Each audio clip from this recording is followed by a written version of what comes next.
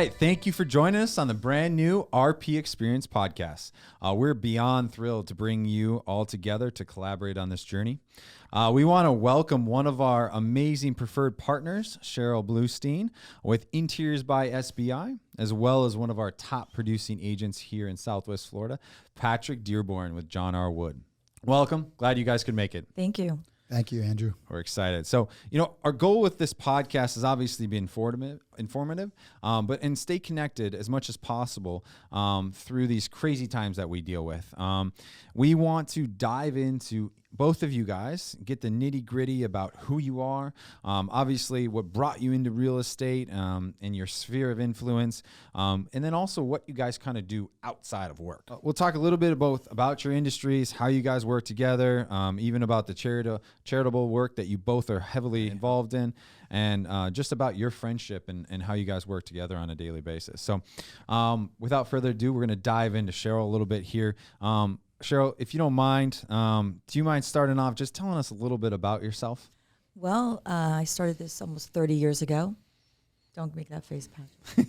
Anyway, I love it. So you're from Southwest Florida? From South Florida. I actually lived in Miami, Fort Lauderdale area, and then I branched here to Naples, and I decided I love both coasts. Yeah. So I go back and forth, and life is good. Bi-coastal. She's bi-coastal. I know. She goes both sides.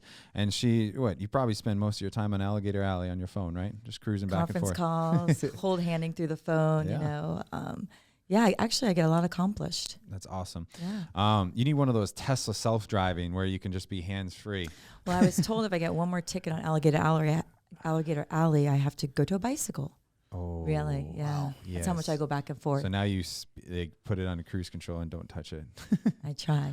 Patrick Dearborn with John R. Wood. So tell us a little bit about yourself, where you're from, and how'd you get down to the sunny Naples? All right. Let's hear it, Patrick. First of all, blessed to be here, man. This podcast studio is beyond legit. Quick shout out to Brett Diamond, David Diamond, everybody at VentureX. Man, this thing is awesome. I love this office space. Love this podcast. This is really, really nice. They have the setup. It makes it a lot easier for us to roll in. We got Core Film, obviously, behind the scenes that is rocking the video. But it's such a great area. It's a great spot. It is. Honored and blessed to be here. Super excited. And let's roll. Well, where are you from, man? How'd you get down here? So I was born in Washington, D.C., 1968, I think during one of the riots. What year? Oh, is that why is that silver? Is that where you get the That's where the fox comes from. The silver. I used to have a little silver 10-speeder bike. They called me the Quicksilver, and then it became Silver Fox. Right. Good for you. Good for you. You got all the silver and the grays today. Thank you, buddy. You're matching. Love it's it. his uniform. You know that? So DC, and then we got down here to Paradise 2003, and never looked back. And you're a vet. You're the first vet we've actually had on here so far. So thank you for your service, and tell us a little bit about that experience. Blessed and honored again, man. Glad that I served 82nd Airborne, U.S. Army, right out of high school. I'm proud of you. Yeah, thank you. Jumped out of perfectly good airplanes, and I think they knocked a few screws loose back in the day, so that's my excuse now for becoming the Silver Fox. No, great experience, man. Loved being in that great unit at Fort Bragg, North Carolina. That was my first venture south of Annapolis, Maryland, D.C., and loved the South, and took one of my first trips to Florida while I was in the service for a weekend getaway. Obviously, you guys do a lot of deals together. So how did you guys meet, and how did you guys start doing business together? Oh, wow. At the Ritz-Carlton, at club level. Wow. Unprecedented, right? Yes. So I woke up early. I was working with a client, and I woke up at like 7 a.m, went to club level, got some coffee, got my laptop out, and then started talking to some woman. And Patrick was interrupting us, to say the least. And he came over, introduced himself, and said, "What do you do for a living?" And we started talking, and I don't even know. That was really the only time you were very nice to me, actually. Yeah, and he's like, "Look, I've got some properties I need to sell, but they're very outdated. Would you, come look at them?" And I think one of the first clients is the person that built this building, correct? David Diamond, correct. We went to his home, and Taos Park. I said, "Patrick, leave. Give me 5 hours, and come back." And I think we did it in less than that because when you came back, I wasn't there. Correct. So, and But for the record, though, there's one thing about her story. It's incorrect. When we met at the Ritz, I was actually there for my birthday. I think I just turned 50. And me and my wife got up early to go, got some coffee and see her. She was in her pajamas. I wasn't in my pajamas. We started talking business, and I said, look, man, if she can talk this much smack and that big a game in her pajamas at 7 a.m., she must be pretty good. And she got me her catalog, and it blew me away. For the record, I was in camouflage pants, and he saw that because he's a veteran. And pajamas. They were not pajamas. I've never seen Cheryl not dressed to the nines. So Thank you. I know Patrick's full of it here. So, well, that's awesome. Now, you guys have been doing works together for however long. You guys do some incredible things. So can we talk about a little bit, what's your guys' favorite probably design as well as home that you guys have accomplished together? It has to be the one we did in Naples Cay when the place was done by a beautiful, amazing designer, and it was like 30 years ago. Mm-hmm. So it had wallpaper everywhere, every wall, every ceiling. Had an area rug everywhere. No one saw the floors. And I said, Patrick, give me 5 days. And just decluttering it was huge. Mm-hmm. And then I started finding like amazing floors that these people had. They were beautiful. And then I found all of these secret doors that no one knew existed. And we just slapped a lot of paint, white paint everywhere, decluttered it. He sold it in 24 hours. That's crazy. Yeah, we're not going to name the name of the client, but obviously this family was somehow attached to the Boston Red Sox, and among other things, they were great people. And Cheryl really got the direct connection with the seller directly that I didn't have. Yeah, we're still friends. This was a trust deal where there was a change in the guard, and I was going through their representative and didn't have direct contact with the seller. And then the seller and Cheryl connected and locked arms. She actually tried to hire Cheryl to come out full time up to Boston. But yeah, and what's great about Cheryl is she has this very simple philosophy. Let's try to keep it as simple as possible. She doesn't look to charge clients millions of dollars. She says, look, we can just repaint this entire room white. We'll add a few pieces of furniture, a few of her little designs and her decluttering vision. Alone. Yeah. My gosh. Because people want to see the home. They want to see the view. And a lot of people, like our grandparents, they keep every letter we've ever written them. They keep every picture. She had so many letters. And I mean, I remember when I was walking through, the daughter came into town. She wanted to meet me and see this place that we transformed. And she couldn't believe it. She didn't even want to sell it after she saw what we did. And really all we did was declutter and paint. That was it. Mm-hmm. But that was a heck of a job. And they kept every National Geographic, every Encyclopedia Britannica. Every stamps from the World War I. And I said to her, I said, look, I'm finding things. Let me call. I have connections with Sotheby's and Christie's. Let me contact them. She's like, no, we don't want anything. I'm like, it doesn't matter. It's worth something. Donate it to charity. So Patrick put me in touch with an amazing what was his name? But we give all of our. He was amazing. From the church at the church. Oh, that was Pastor Arnie. Oh, he was. Yeah, he was amazing. And I called him. I said, "Look, I have so many amazing things.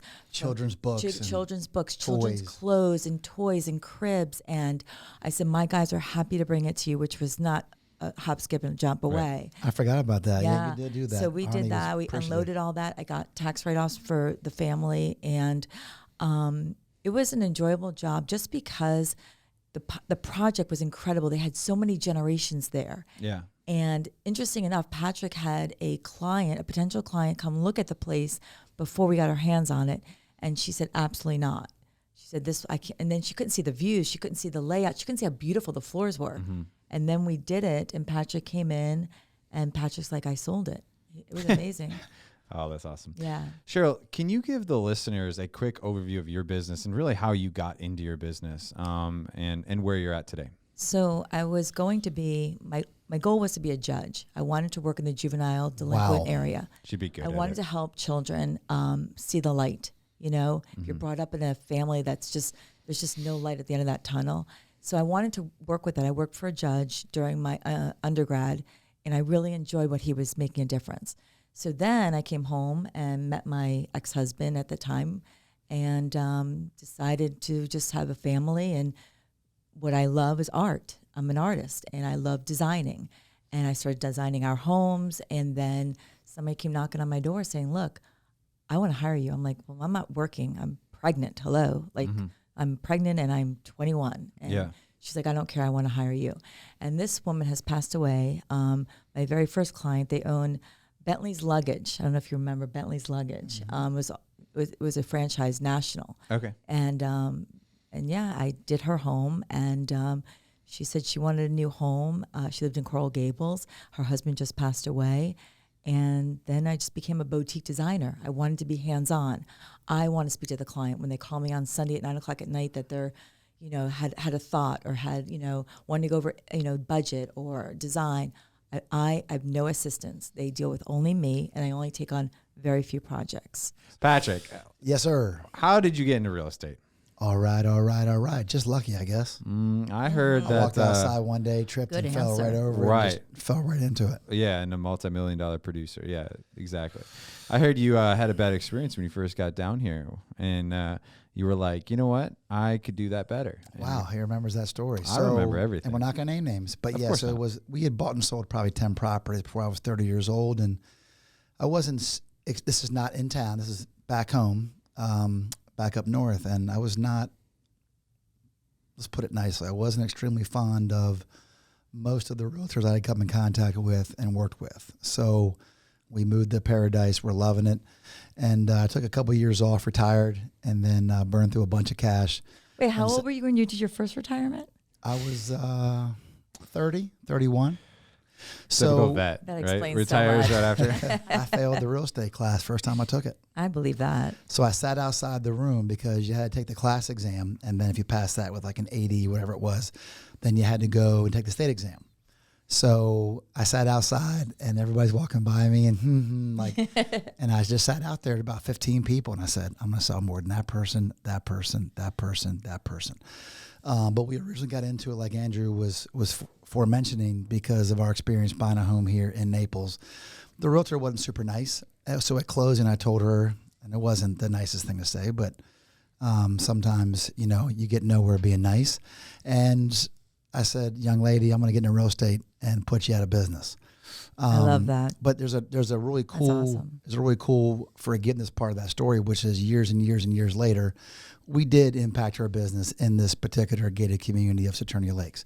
But years and years and years later, I actually helped get her in with John R. Wood, and she's still with John R. Wood. That's awesome. So we kind of buried the hatchet way back, and it was a good experience. If she hadn't been mean to me, just think about this, guys, in Naples. So why are we still hanging If this out? one Asian hadn't been mean to me, I might not have ever gotten into real estate. So, well, now you're obviously it's cool that you guys are able to work together nowadays, and you're able to move past that. And at the end of the day, I think it just shows your determination, Well, right? Patrick is very, and I can say this because we've been in every situation, good, bad, and indifferent.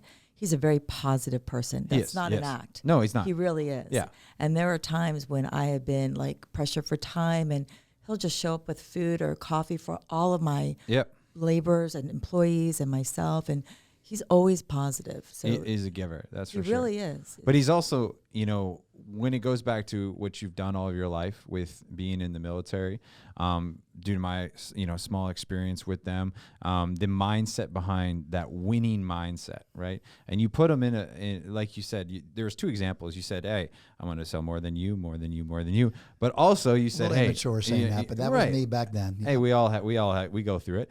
And then you also said, hey, I'm gonna sell more than you in this whatever community. It's the determination, it's the drive, and it's the drive to success in that say. So I admire that a lot in both of you guys. Now you guys are the amount of work you guys do with charity and volunteering and everything like that. Can we both of you guys to touch base on that a little bit? So I'm involved in the Campong, which is down in Coconut Grove. And it's a man that owns a lot of property in the Grove and will not sell it. It's all cottages for abused women and children to hide. And they have up to 2 years to get on their feet and be protected and go through the court system with the assistance of Campong. So they gave me a cottage. I don't even know how I was blessed enough to get picked for this. And I called all the vendors, major vendors in Italy, for wallpapers and, my laborers to install floors and demo and plumbing fixtures. I called every vendor I had. They all gave it to me at no cost. Their time. Wow. I mean, they airship things from Italy. I mean, wallpapers, and it's on my website. SBI gives back, and yeah, I'm very involved in that. And then every year I go to the gala for Make-A-Wish Foundation here, and I donate. They auction off my hours if they need a designer just to come in to their home for 3 hours or for whatever they tell me to give a gift certificate for. I do. You still $20 an hour? Or what's your rate now for? Well, for you directly. It's too high. It's too high to even say it. He can't afford it. So he still owes me a lot of money. I can't afford it. We're keeping a run on that one. Wow. What about you, Patrick? That's awesome. So I actually had forgotten that, and I know you have a huge heart and you give back. Thank you. But I'd forgotten about that, all those great things. You said, hey, who can we give this to? And then that's when I connected you with Pastor Arnie. And I'm only saying Pastor Arnie's name and the kids in Immokalee because, Andrew and Real Producers and Kobe and his team have been out there since I introduced them to him way back, and we've done the backpack drives and the toy drives, and we're doing our backpack drive right now. Hygiene so many stuff. Different, Patrick's involved in so many things. No, but it's amazing that just that one thing, the kids in Immokalee, which is near and dear to all of our hearts. Cheryl's contributed directly. That stuff could have gone anywhere. Yep. And they got like a van full of unbelievable stuff for those kids that go directly to those kids. And if Pastor Arnie ever hears this, he'll want us to give a plug. So they're collecting backpacks right now every summer. And Kobe came out there last year, and we took him behind the scenes. And Andrew came, and we took him in one of the houses, the subsidized housing out there that is just, I'm going to be brutally honest, it's not pretty. And there's 8 to 10 kids living, and there's things walking on the floor, and it's just a mess. Sad. Kids living in there. There's like little beds and little And these sheets. are children. They are. Children. And it's not far. They're our future. It's 30 right down minutes the from street. here. 30 minutes from what I call Paradise, USA, one of the wealthiest And places they're in the so world. grateful. They really They are. are. They are. And Patrick's... Their eyes just light up. They do. But he's involved in a lot, though, because we've had, like I said, I have all these needle points, and there was assisted living places. Like, he is connected very well with people that are in need of things. And It's funny you say that, Cheryl, not to interrupt you, but literally I had multiple talk about how much Patrick was involved. He said, and the best line that I ever heard about you, Patrick, was, I have not seen or heard about a charity that Patrick Dearborn is not involved in. Oh, no, there's that's why I hang out with him. Otherwise, I couldn't deal with him. Honestly, this is because he does give back, and he is very involved in the community. And the real estate, I think, is just part of the networking for the charities, honestly. Yeah. It's a byproduct. And to keep the He lights helps on. people, real and estate's they not help top him, right? on my priority list. It's not. Never has been. You got. But let me tell He's you, not a greedy person. He's there never are made about. All right, I'll shut There up are now. so many people that are giving so much. There's tons of charities, even local ones that I'm not even involved with. We just did this thing I'll give you one little snippet why that gets me super excited. So we just did this Star Tender series where I got to get behind the bar for the first time in 20 years and dust off the apron and start slinging drinks for the Collier County Wounded Warriors of Collier County. And we raised like 10 grand in 2 hours of that event. So many people did so much for that. But somebody came that we invited. They own Vogel Construction, and she meets the president of Collier County Wounded Warriors. And next thing she knows, she goes, for the next house you build, we're going to give you the roof. That was just over a couple drinks. And I'm not going to lie, I was pouring some pretty strong drinks. And now the next house they're going to build for a wounded vet in need in our county is going to get a free roof just from this little happy hour. So I just love when those kind of connections happen. And everybody in this room does stuff. So, I mean, the applause goes around to our town. Giovanni had a statement, a buddy of mine here in town. Together we can make a difference. And I really believe that we put egos aside. We put, hey, I'm a realtor, you're a designer, I'm a designer, you're a videographer, I'm a videographer. It doesn't matter. The more the merrier when it comes for focusing on helping these people that are in need in our own community of Naples. It's crazy. Let's talk about, obviously, the elephant in the room, a little bit about what's going on this market that we're dealing in, okay? How are you guys working together to get the job done and to make your clients happy? Well, it really is a recycling situation. So we'll have one client in one home, and I have a client that's in Jupiter that wants this home in Naples. And, so we kind of collaborate with the clients, because most of my clients I've done multiple homes for, their vessels, their jets. I've done their kids' homes, their grandkids' homes, their vacation homes. So, you know, we have just one of the last projects we just worked on, we had several people on the East Coast interested in some of the homes that Patrick is listing and that I have staged. So I think we work together on many levels, business, and Patrick has sold me my homes, you know, personally. So, and the last home I purchased with Patrick, I really wasn't going to purchase it. He forced me to. Merrill Lynch is not happy with you, by the way, Patrick. But yeah, he's like, you got to do this. You got to buy this place. It's a good investment. I want to go partners with you on that. Remember? I wish I had. But I don't do partners, but yeah, it worked out remember pretty that. good. Yeah. Worked out okay. Yeah. Probably got some equity in already.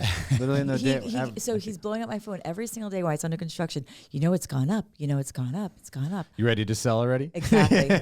You can get this. I'm like, you know what? I'm not ready. I really like it. Yeah.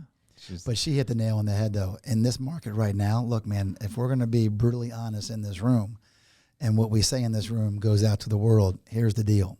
It's changing. I've been telling Andrew and people and that'll listen, I've been nervous for months. Our inventory is down almost 90%, which is great if you're trying to sell. But the only things right now that not we're really, getting to sell. because if you're looking to sell and then you got to go find something.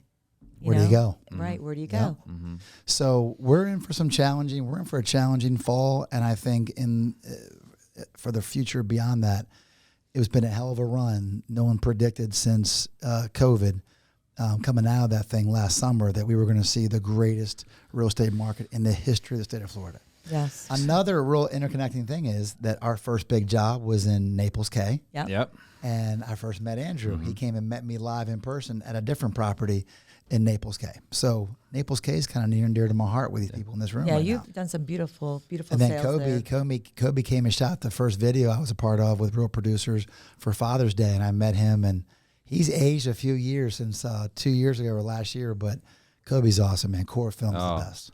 Honestly, we wouldn't be able to be where we're at with Real Producers without Core Films. Top notch, best of the best. So best of the best, honestly, is what Real Producers is all about, right? We have a top designer. We have a top realtor. And in Real Producers in general, those are the people we deal with, right? The best of the best in the real estate as well as in our industries, okay? Our listeners here want to learn from you guys, from both of you. And, you know, if someone was in a design and their aspiration is to work with these very, very influential people and get involved and, what's some advice that you'd recommend to these individuals? Well, first of all, I think the biggest thing is people don't call us because they're intimidated. We're very personable, as obviously I am, Patrick. And, it's not intimidating. It's just more personalized. And I had a client one time tell me that she saw my ad in a magazine, but she's like, that's what I want my home to look like. And her husband said, well, then call her. And she called me. I picked up my phone on a weekend. We spoke. They hired me without even meeting me. And I did their home here in Naples. And, I've done many homes for them now. But it's all about being personable and being professional. And if you say you're going to do something, you do it. Yep. She hit the nail on the head, too, though. When you call her, as big as she is, you never get anybody else. Nobody. There is no middleman. There's no buffer.